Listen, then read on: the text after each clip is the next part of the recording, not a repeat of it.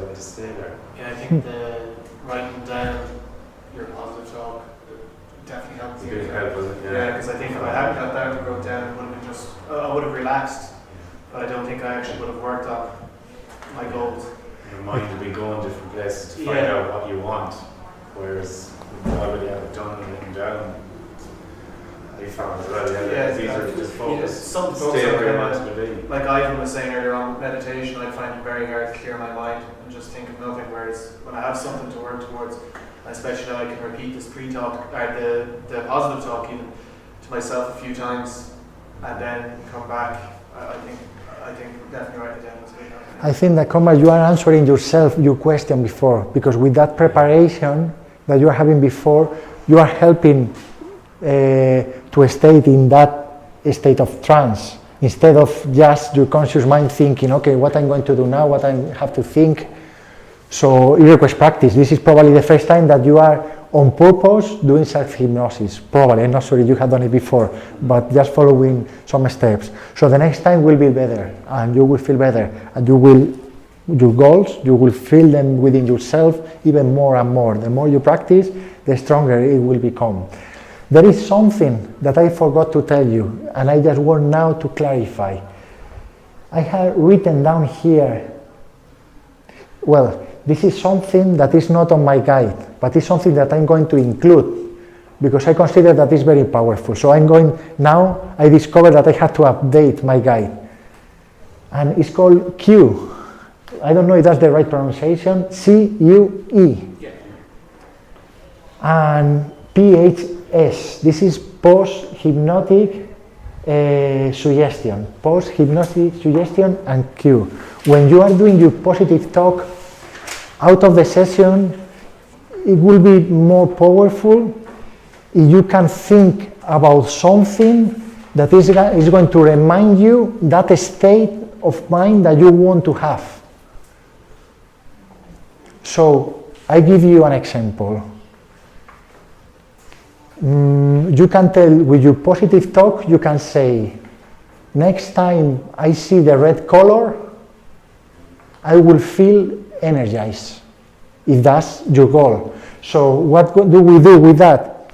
We are reminding our positive talk. And in some cases, indirectly, when you see the red color, you are going to bring that sensation, that feeling to you, and that positive talk is going to come to your mind. So I think that that's something powerful that is not on my guide, but is going to be included in the next update. This is like the apps. This is going the 1.1 self-hypnosis guide, including the Q and post-hypnotic suggestion.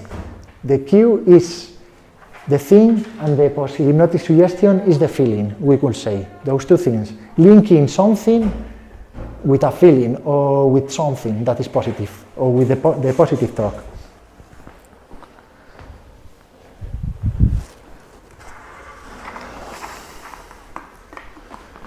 Okay, so just because now we're going to have a quick coffee, a quick break. Just so when I see red, I will feel more confident. That's just an example, but you can tell to yourself the next time. That's what I would say to myself, is it? Yes, right. Yes. You can say that, but that's just an example. Another cue will be, next time I'm feeling down,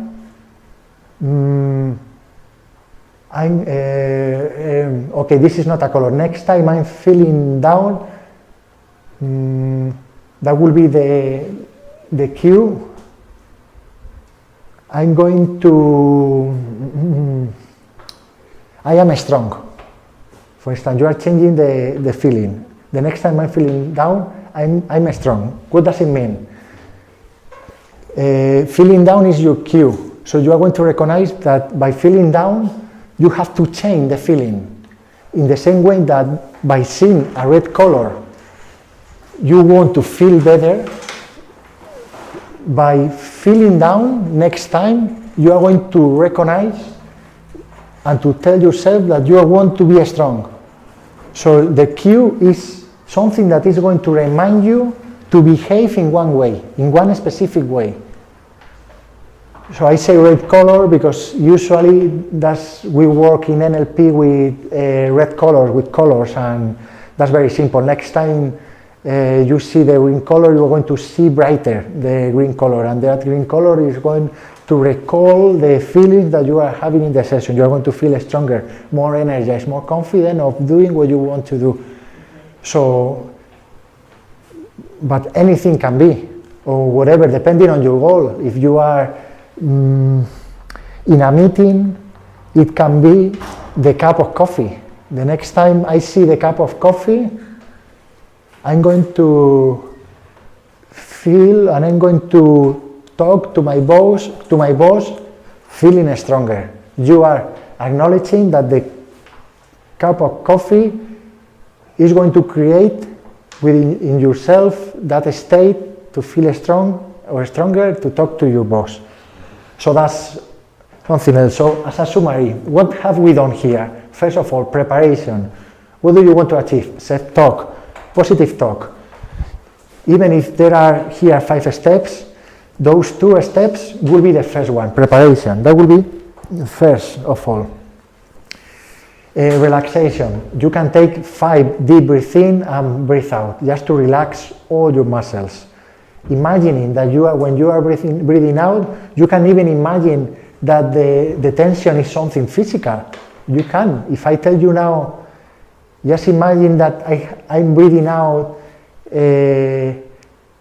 something yellow. Could you imagine that?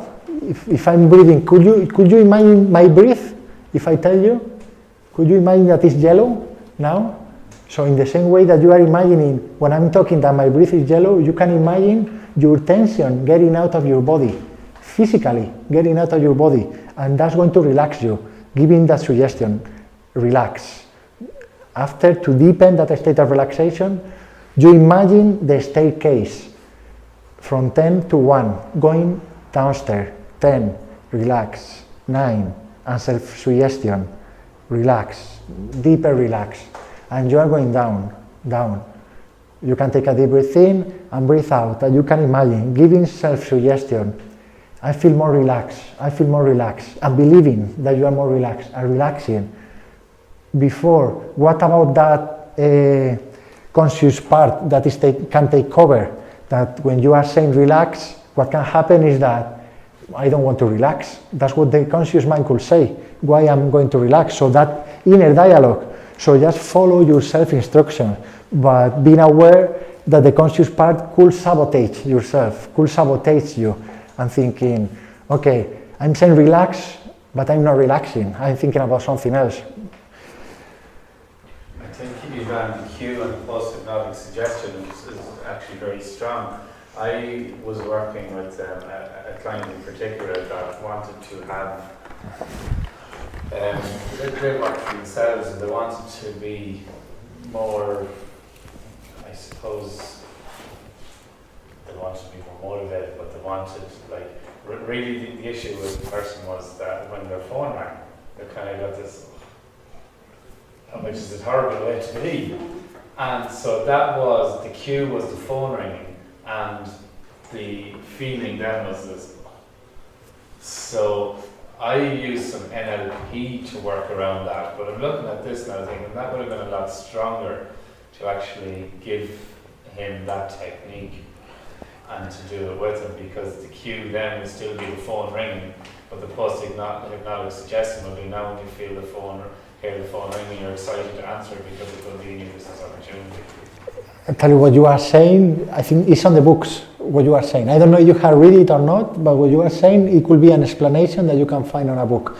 When you are having a trigger for something, just try to change that trigger in something positive. If you are feeling stressed because your phone is ringing, the next time give suggestion that the next time that the phone is ringing, you are going to feel confident and you are going to pick the phone as if you were Humphrey Bogart, I don't know, whatever.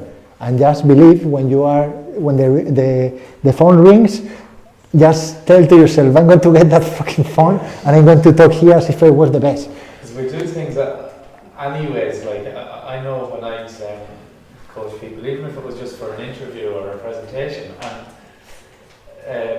And I talk to them, so you give them tips and you tell them different technical things around it.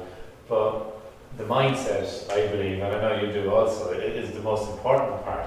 And so I would say, go through visualization. I was coaching someone yesterday who I interviewed on Cork today, and talked about visualizing, pulling up outside the place in the car, sitting in the car, going through your notes one last time, walking in, feeling confident, feeling happy, visualize the whole thing. And some people might look at you and go, visualization, really. But the opposite to that is what most people do, is worry. And so, it's not the opposite, but it's like, worrying is visualization, it's only visualizing the negative thing. Whereas positive visualization, if people worry, they're already visualizing how bad it can be and how bad it can get.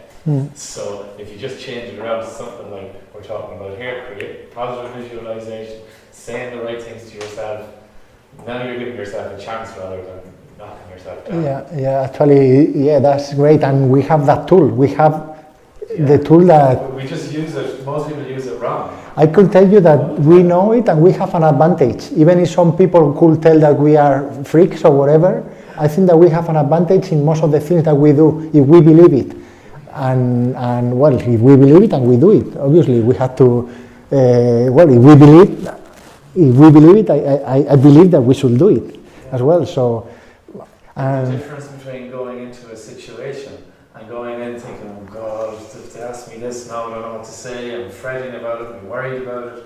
The difference between that or going into it going, oh well, if they ask me this, I'll do great and I'll do fine and I'll be really happy when they say this and say this. The difference in what will happen in the situation if you're giving yourself the right talk rather than sabotaging your efforts. Yeah. The difference is massive. I got a text off him saying that he came out and he said interview went really well. So that's all I heard. That's good.